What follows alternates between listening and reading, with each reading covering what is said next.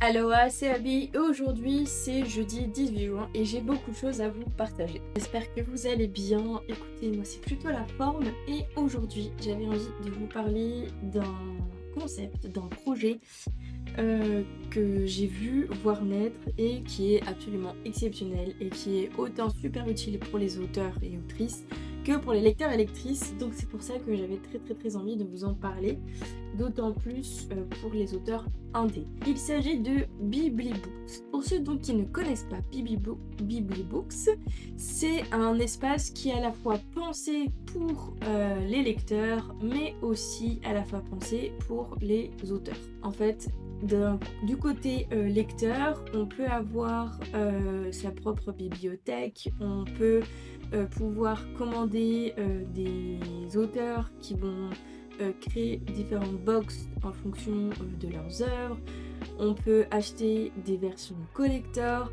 Biblibooks, c'est pas seulement une plateforme d'achat, c'est pas seulement une plateforme où on peut suivre ses lectures, c'est pas seulement une plateforme où on peut commenter ses lectures, on peut les recommander, ou on peut... C'est pas seulement un réseau social de lecture, en fait c'est un peu tout ça. Et du coup je trouvais ça vraiment super chouette. Donc on a ici mon espace lecture. Donc on peut faire voir ma bibliothèque. Et là, alors j'ai encore pas grand chose dedans, mais on peut catégoriser coup de cœur, adoré, bien aimé, avait réservé, abandonné, etc. On peut mettre ce qui est en cours de lecture, on peut mettre la pile à lire. Moi j'ai déjà mis quelques œuvres en wishlist. Esther, J'aimerais qu'il meure et Annie. Voilà. Donc c'est cool. En plus je trouve que la présentation elle est vraiment jolie. On peut vraiment personnaliser à fond tout plein de choses. On peut se faire des biblipotes et ça c'est génial. Du coup voilà, ça c'est tout, biblipotes. Et en fait, on a plein d'espaces différents qui est pensé pour chaque personne. On peut collectionner des badges aussi, je suis passée devant mais sans vous le dire, mais en fait on peut collectionner des badges en fonction voilà, de ce qu'on fait, de ce qu'on a sur le site, etc. Ça dépend, il y a plein de choses en fait. Il y a un espace auteur. Euh, Quand on est auteur, du coup, ça nous permet de pouvoir vendre ses livres, créer des box, gérer ses commandes, etc., etc. Et en fait, comme vous pouvez le voir, il y a autant d'espace que de personnes qui tournent autour du monde du livre. Donc il y a chroniqueurs, libraires, prestataires, éditeurs. Ce site, il est super complet, il est super bien fait également. Enfin voilà, il y a pas mal de choses, il y a de tous les genres, imaginaire, romance, suspense général, illustré, non-fiction. On peut cliquer dessus et hop, ça va nous amener tout de suite sur les livres qui existent dans ce genre-là. Donc par exemple, si moi je veux plutôt de l'imaginaire, bah hop, voilà, ça va me montrer un peu tous les livres imaginaires qui peuvent exister et qui sont déjà du coup sur la plateforme. Ce qui est également chouette, c'est que Biblibooks rémunère les auteurs de façon très correcte, en tout cas de manière plus intéressante que d'autres plateformes. Je ne vais pas trop rentrer dans les détails de ce côté-là parce que du coup, moi je ne suis pas autrice, donc je ne vends pas sur les plateformes, donc je n'ai pas l'œil dessus.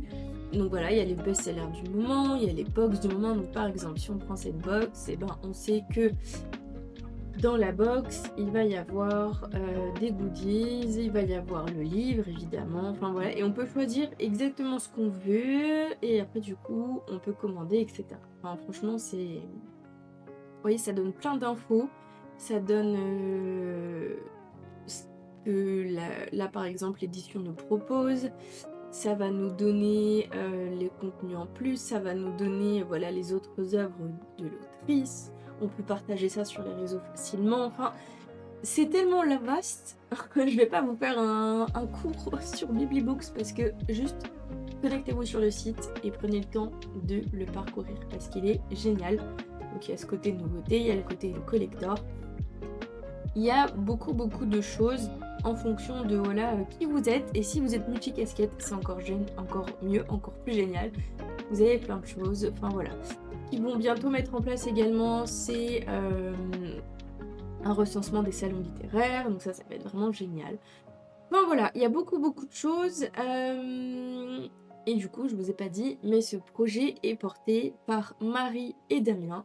Marie qui est une autrice auto-éditée et Damien qui est son compagnon, qui est développeur et qui du coup répond à toutes ces demandes les plus folles par rapport à ce site. Je vais pas vous en dire plus ici, si vous voulez en savoir plus, n'hésitez pas à aller sur le site et surtout n'hésitez pas à aller voilà, les voir sur l'Instagram de Biblibooks. Ça vous permet, je vais vous montrer un petit aperçu. Ils expliquent un peu voilà tout ce qu'ils ont fait, tout ce qu'ils veulent faire, qu'est-ce que c'est Biblibooks, etc., etc. Ils expliquent vraiment tout. Pour le coup, ils sont très transparents sur absolument toute leur démarche, sur leurs valeurs, sur tout ce qu'ils veulent faire et mettre en place. Donc là par exemple ici dans ce réel ils ont parlé notamment de tous les livres qui peuvent être plus ou moins spicy, donc plus ou moins explicites ou non sur des connotations sexuelles, donc comment ils ont géré cette catégorisation là. Ici ils parlent notamment du coup du canal de vente des autrices sur la plateforme, combien les auteurs, comment ils ont estimé voilà la part que la plateforme prend par rapport à ce que l'auteur va gagner ensuite. Il y a pas mal de choses, donc franchement n'hésitez vraiment pas à prendre le temps d'aller découvrir ce site parce qu'il est incroyable. Et autre chose dont j'avais envie de vous parler également ici, quelque chose qui peut également être intéressant pour les auteurs et les autrices, mais aussi pour les lecteurs et lectrices, je trouve. C'est aussi pour ça que ça me tenait à cœur de vous en parler également dans cet épisode de Look and Chill.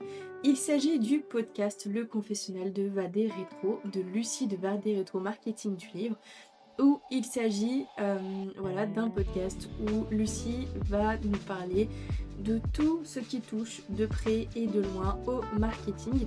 Et en fait, je trouve que c'est intéressant également pour les lecteurs et lectrices parce que du coup, ça permet de mieux comprendre la démarche des auteurs et de pouvoir repérer aussi, de pouvoir savoir si en face les auteurs et les autrices voilà, sont professionnels, etc. Je trouve que c'est hyper important, surtout aujourd'hui à l'ère de l'IA où tout est très lissé, très généralisé, très moche aussi, disons-le. Et du coup, voilà, il y a déjà 19 épisodes dans ce podcast et il y a beaucoup de sujets très intéressants de toutes sortes, la légitimité des auteurs, être autrice pour ne dépend pas de tes ventes, enfin voilà, il y a énormément de choses vraiment très très variées. Il y a également des retours avec directement des auteurs ou des autrices, donc par exemple ici avec Laurence Denali. Il y a beaucoup de choses qui peuvent vraiment vous intéresser dans tous ces épisodes-là. On va y arriver. Et du coup, c'est porté, donc ce que je vous disais, je vais essayer de vous montrer ça. Je regarde ma caméra en même temps pour voir si elle fait voilà, le focus ou pas. Donc, Vadé Rétro Marketing du Livre par Lucie sur Instagram, donc son compte Instagram. Voilà, il est aussi dans cette DA un peu diable, un peu diablotin, mais je trouve ça vraiment chouette ce choix de DA là pour ce sujet-là, parce que c'est vrai qu'on diabolise beaucoup le marketing, on a l'impression que c'est un gros mot, que c'est quelque chose d'horrible, qu'on va jamais réussir à prendre en main et à comprendre, mais en fait je trouve qu'elle le vulgarise vraiment très bien.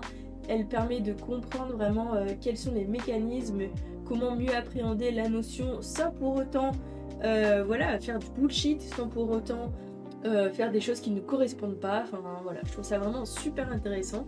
Du coup, n'hésitez pas voilà, à suivre ces deux ressources-là, parce que je pense que ça peut vraiment beaucoup fortement vous intéresser. Après tout ça, voilà, j'ai un beau petit programme pour aujourd'hui. J'aimerais faire plusieurs choses. J'aimerais pouvoir monter la prochaine émission Souriez, c'était auto-édité, pouvoir monter le prochain épisode de Book and Chill, donc que vous êtes en train de visionner. J'aimerais également publier un post retour sur les imaginales, parce que jusque là j'avais juste publié le book haul, mais du coup voilà, je voudrais faire un petit post en images, un petit carrousel pour pouvoir faire un petit retour là-dessus. J'aimerais également en faire un réel pour voir voilà, parce que j'ai aussi bien pris des photos que des vidéos lors des Imaginales 2026, donc j'aimerais vraiment pouvoir vous partager ça. Et j'aimerais aussi voilà, faire un post pour recenser les dernières lectures, les lectures du moment de la Book Squad auto-édition numéro 2, parce qu'il y a plein de belles choses qui se passent dans la Book Squad. Voilà. Et les présentations des nouveautés auto-édition du deuxième trimestre sont terminées au jour où je vous parle. C'était encore une fois un moment absolument génial, c'était juste merveilleux, il y avait une centaine d'œuvres, du coup 116 œuvres que je vous ai présentées. C'était fou, à chaque fois votre accueil est complètement dingue, donc vraiment gros cœur sur vous et énormément merci pour ça.